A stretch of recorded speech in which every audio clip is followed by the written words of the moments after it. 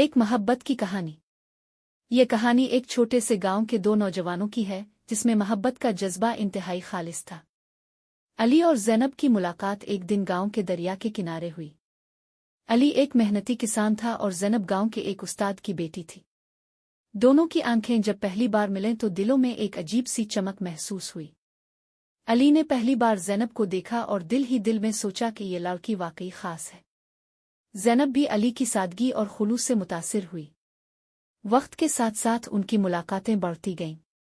علی اور زینب نے ایک دوسرے کے ساتھ بہت وقت گزارا اور ایک دوسرے کی زندگی میں خوشیوں کے رنگ بھر دیے۔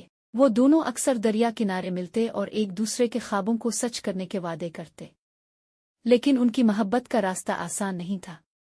زینب کے والد کو یہ رشتہ قبول نہیں تھا کیونکہ علی ایک غریب کسان تھا اور وہ اپنی بیٹی کے لیے ایک اچھے خاندان سے تعلق رکھنے والے رشتے کا خواہاں تھا۔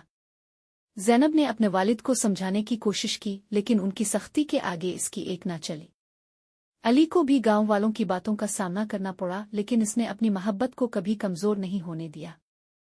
آخرکار زینب نے اپنے والدین کی رضامندی کے بغیر علی سے مل کر بھاگ جانے کا فیصلہ کیا۔ دونوں نے وعدہ کیا کہ وہ ہمیشہ ایک دوسرے کا ساتھ دیں گے اور کبھی پیچھے نہیں ہٹیں گے۔ ایک رات وہ دونوں گاؤں سے نکلے اور شہر کی طرف روانہ ہو گئے جہاں انہوں نے نئے سرے سے اپنی زندگی کا آغاز کیا۔ وقت گزرنے کے ساتھ ان کی محبت میں مزید گہرائی آ گئی۔ علی نے سخت محنت سے اپنی زندگی کو بہتر بنایا اور زینب اس کا ہر قدم پر ساتھ دیتی رہی۔